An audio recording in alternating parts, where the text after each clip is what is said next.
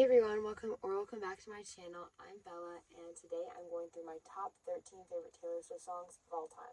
Now, before we get started, keep in mind that my top 13 changes a lot, all the time.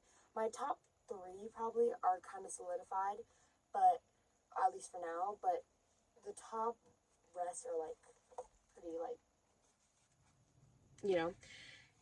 just not very secure. So I have my notebook here, and I wrote them all down. I'm super excited to share them with you. Also, I know I said top 13 favorite Taylor Swift songs, but I have 14 honorable mentions because, and they're in no particular order, by the way, but I have 13 honorable mentions, and these aren't necessarily my top, but I feel like they need to be mentioned. I definitely love these songs. So my top 14 are in no particular order again. All Too Well 10, You Belong With Me, Drama Queen, which that would be my number 2. That would be my second favorite song of all time. Official ranking, but since it's unreleased, I don't think I can really count it as that, but in case you're curious, it is my second favorite song of all time, but because it's unreleased, I think I only can make it an honorable mention.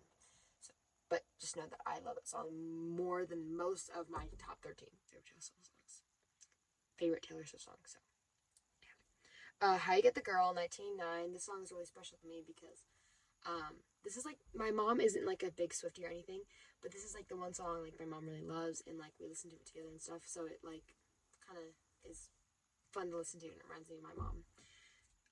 Next is Enchanted, because we can't forget Enchanted.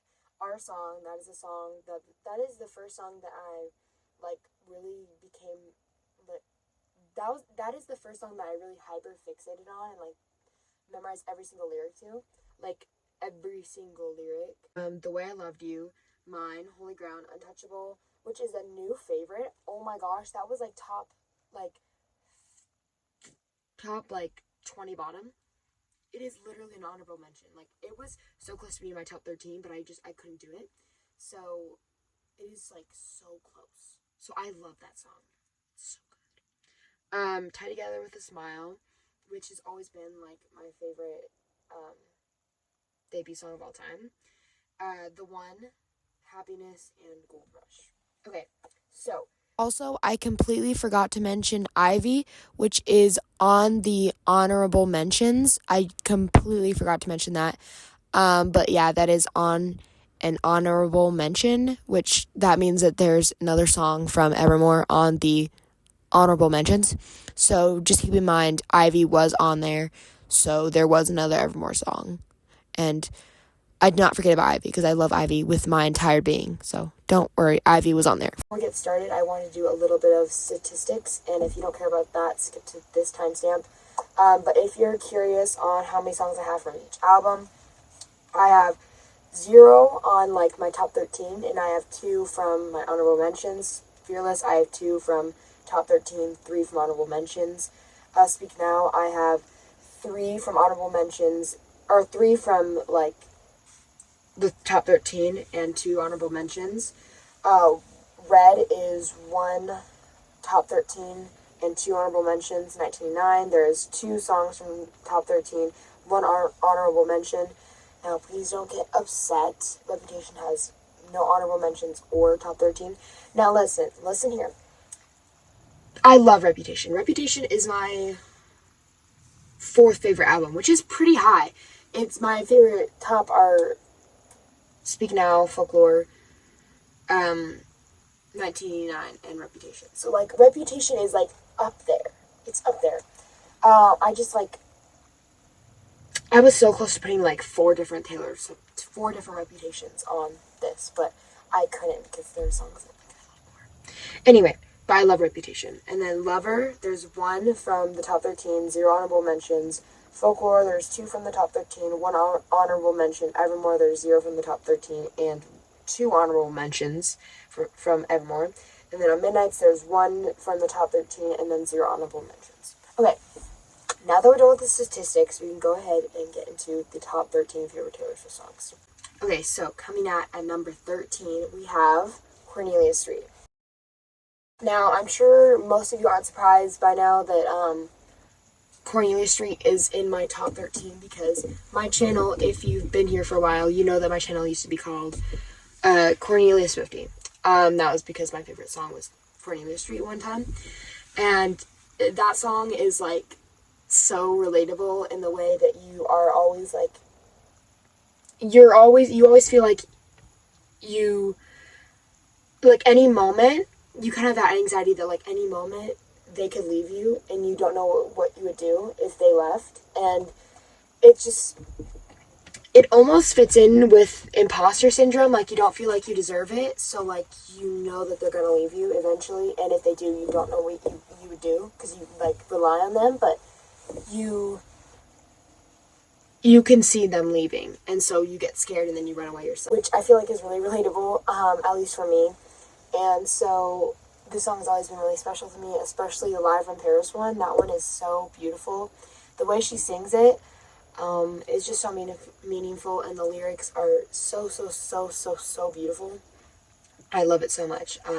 I could never shut up about Cornelia Street. I love that song so much, and I don't care how much hate it gets. It's such a good song. Next, coming at number 12 is August from Folklore. I've always been not particularly huge fan of August. I always liked it. I didn't really like fully grasp on to the meaning was, and I knew it was about Augustine, like the love triangle, but like I didn't really fully, like, it didn't really hit, you know? I didn't really fathom it, I guess. I hadn't fathomed it. But in August, I became a Swiftie in October of 2022. So it was during midnights when like I became a Swiftie, and the next August, so August of 2023, I was like, oh, I'll listen to August. I haven't listened to that one in a while. I'll listen to it because it's August. So I listened to it the first day of August, and something just clicked for me. It was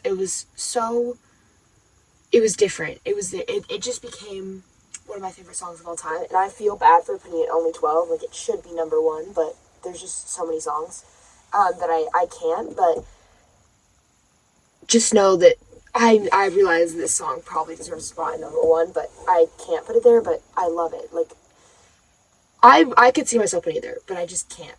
But I want it, like, really bad. Also, another thing that made me love it so much was the Summer I Turned Pretty trailer.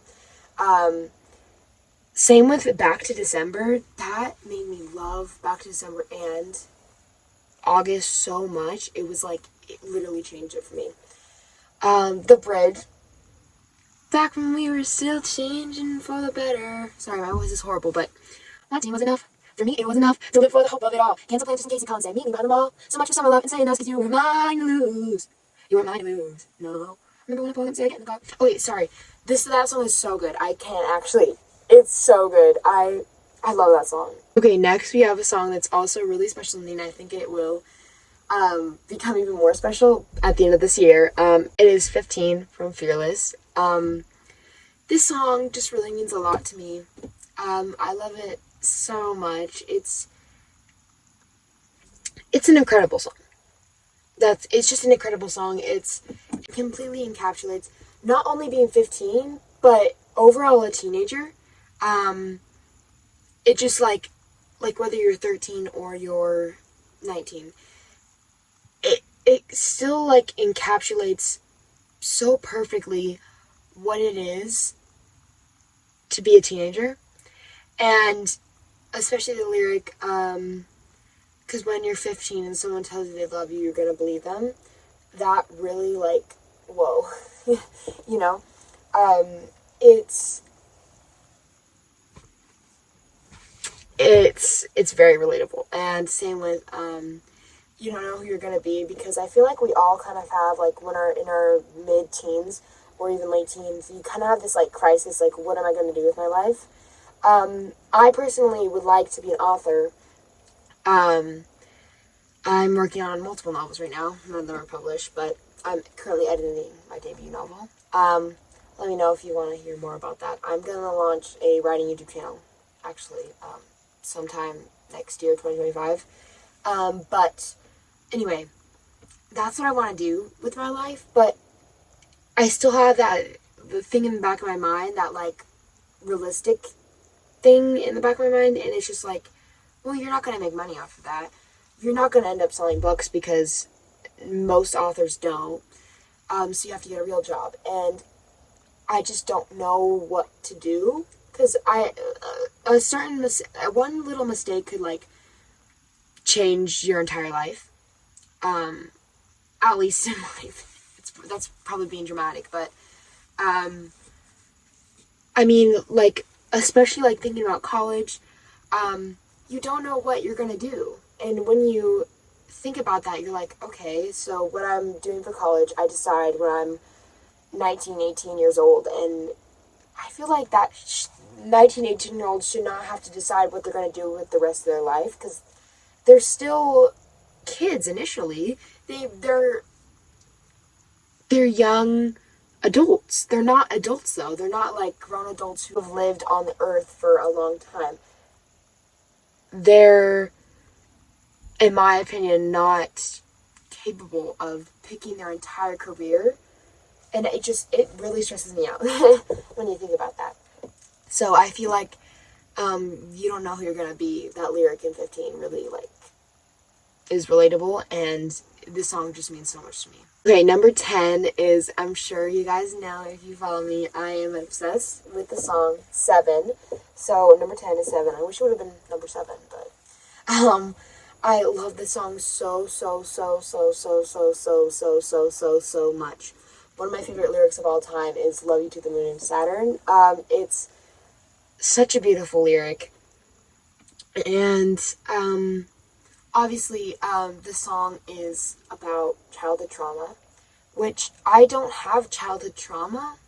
I live in a good home with loving parents, and siblings, but I feel like the part where, like the friendship part between, I don't know if this probably isn't like based on Taylor Swift, but the girl and the other girl, the two friends. Well, I'm assuming they're girls, but they're both girls. But initially, it's about friendship. The friendship between them, and I had a really good friend back when I met her when I was probably like 6 or something, like 5.5, 6. Probably not 5.5, probably 6. And we've been friends ever since then, but she moved away when I was 9, and we still like we were still like pen pals. We still talk once in a while, and they come to visit every year. So it's not like we never have kept in touch, but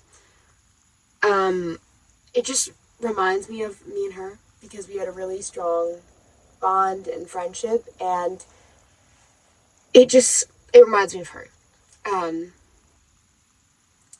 Especially the lyric "Love You to the Moon and Saturn," because my friend and I used to say something like that. We didn't say exactly that, but we said like "Love you to the blank and the blank" or whatever. And it was like not the moon, "Love you to the moon" back. It was some like we always would like make up a different one where it was like "Love you to Tokyo to Mars" or something. Like it was like a very specific thing. It was completely random, and it just reminds me of that, because it's like it's not a normal thing to say "Love you to the moon and Saturn." Like most people say "Love you to the moon and back," and so it just reminds me of that. And she's really special to me. So yeah, that's why I love that song, and it's such the harmony, the melody is so good. It just like, also I'm a big lyric person. I'm mainly a lyric person, but if there's a good melody, I don't care how horrible the lyrics are. If there's a good melody, I'll listen to it. But yeah. Okay, number 9 used to be my favorite song as well, and it feels wrong putting it at number 9, but a song has to go to number 9. So Number 9 is Dear John from Speak Now. This song is such an amazing, really like scathing song. I feel like everyone talks about what Jake Gyllenhaal did, and he was completely in the wrong. If you've ever heard All Too Well 10, or even All Too Well. But I feel like John Mayer did something different. Like, John Mayer really scarred Taylor, like, so badly. And I feel like I love this song too, because it's basically like a little woulda, coulda, shoulda. It's like a little woulda, coulda, shoulda. And this song is just incredible. It's so incredibly written for a young girl like Taylor was. I'm not exactly sure the exact age, but she was a teenager when she wrote this. I'm sure she was, well, she could have been 19, 20, because she says, don't you think 19 was too young to be messed with, but I'm assuming she wrote this like 19 or 20 or something, or 21, around that age. But it's just such a strong song. Like, it's so meaningful, and you can't just push it aside. It's not one of those songs to push aside like Shake It Off or Blank Space.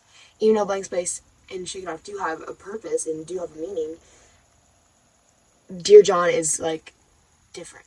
Dear John is just this, like I said, scathing song that really digs at you, and I'm sure digs at Taylor every single day. And it just makes me sick to my stomach when I think about what John Mayer did to Taylor Swift. But I love really sad songs. I don't know why. Okay, next, number 8, which I disagree. I think that this should have been number 9, and I should have replaced this with Dear John, but I guess it's too late now. And yes, I'm wearing sweatpants. Don't judge. Number 8 is Haunted, which... Okay, again, this is another one that I did not fathom until Speak Now Taylor's version came out. Well, no, it was a little before. It was probably like... Okay, when the Speak Now Taylor's version was announced, that's when I became obsessed with Haunted. I always loved Haunted. Ever since the moment I heard it, that was like one of my favorite Taylor Swift songs when I first started listening to Taylor Swift. But it never really like hit like some other songs did. This song is incredible. It is so incredible. It is amazing. It is the bridge. The bridge. Have you heard it? You know what? I give you permission to click off this video right now. Actually, don't click off of it. Just pause it. Go to Spotify. Listen to the bridge of Haunted. Well, it's not the bridge. There's not really a bridge. Well, kind of, but it's more of like an outro. Listen to the outro. TV, because the TV is so much better than the original. The original is incredible, but like this is one, like, Haunted is one of the TVs that are literally like so much better than the original, and I didn't even think that was possible because the original is so incredible. I didn't know how the TV could top it. I didn't, and